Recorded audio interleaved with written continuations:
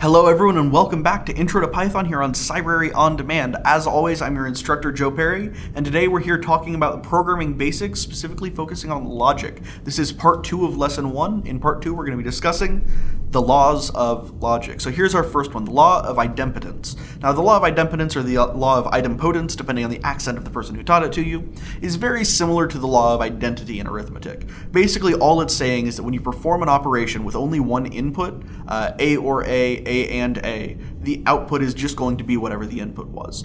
The obvious exception from that is the inverse operation, or the logical inversion operation, which will flip the input. But with or and, it will just be whatever the input was. This may seem obvious, but it is actually one of the fundamental parts of Boolean logic, sort of the way that 1 equals 1 is actually a fundamental proof of mathematics.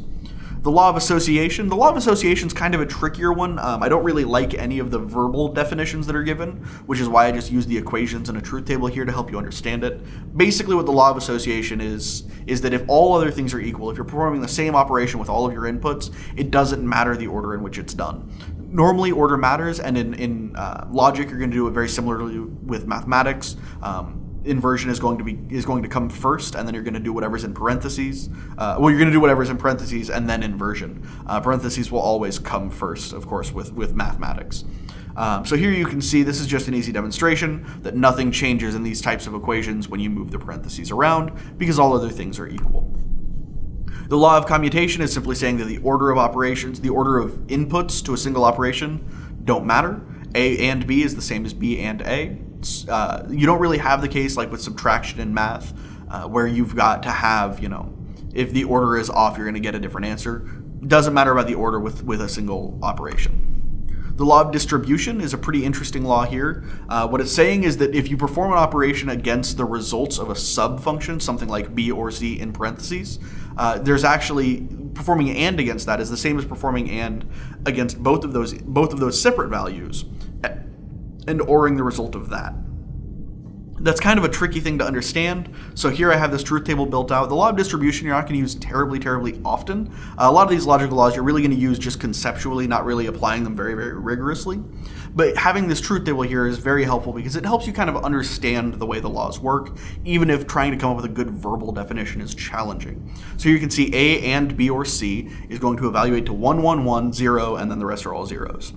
And in the same way with A and B or A and C, is going to evaluate to the exact same thing. And that's, like I said, that's the great thing about truth tables. I know a lot of people don't really like them because of bad experiences, but when you're using a truth table, you can put all of the possible inputs and outputs in front of you and really get a good sense of what the equation is and how it works, and be able to identify relationships that you would otherwise potentially miss.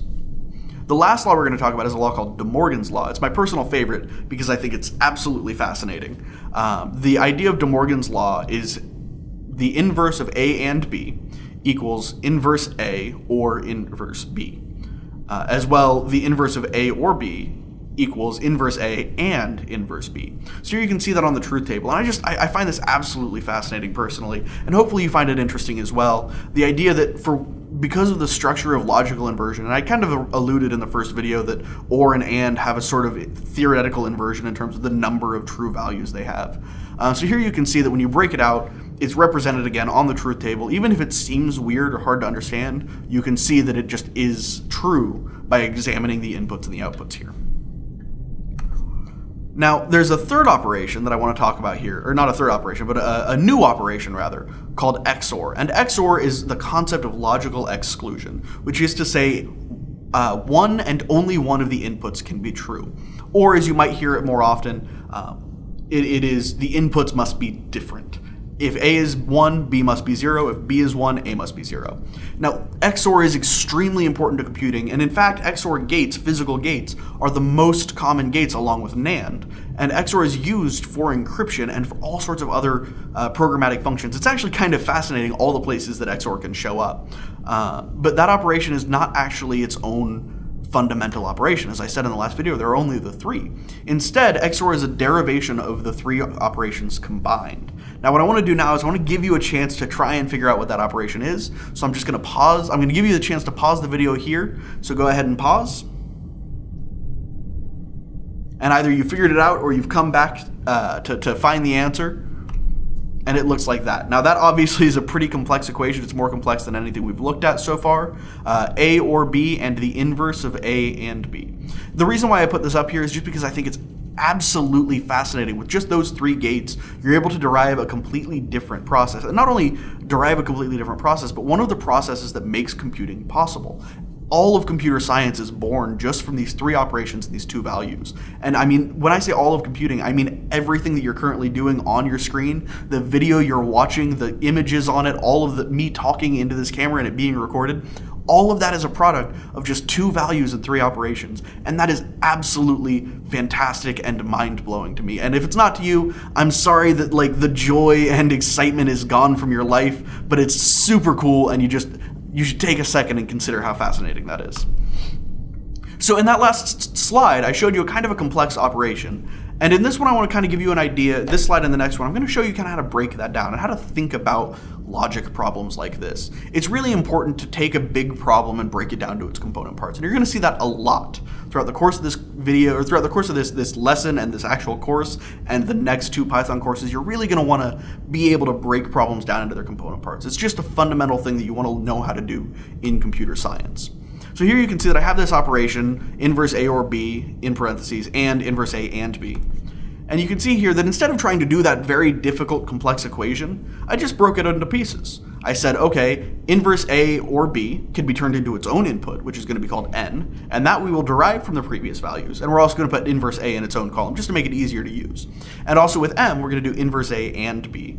And then the last column is just going to be anding those two columns together. We're not going to worry about trying to remember which value we put where and who's doing what. We're going to break this into its constituent pieces and solve them individually. And you can see here that that's going to make the process just so much easier. And that's true not only in this class, not only in programming, but really in life. Just finding a way to break down your problems to their component pieces, to their simplest, most fundamental level, solve them individually, and then use that to solve the whole. So a knowledge check. What do we go over in this video? The following are examples of which laws? A and B or C is the same as A and B or A and C. That's distribution. A or A equals A. That's the law of idempotence, or identity is generally what I refer to it as. A and B equals B and A. That's the law of commutation. And of course, A or B in parentheses or C is the same as moving the parentheses around, which is the law of association. And which commonly used logical gate, which super common logical gate is derived from the three core operations. If you remember from before my rant about how cool computers are, you'll remember that that is XOR. So yeah, in this video we talked about the laws of logic, derived operations, and how to break down complex problems into their constituent pieces. Hopefully you learned a little bit, and hopefully it's inspired you to come back for the next lesson, lesson 2, which is going to be programming basics, where we're going to learn about how to use variables in programming. I, as always, am your instructor, Joe Perry, and as always, I'm very excited to have you here, and I hope to see you in our next class.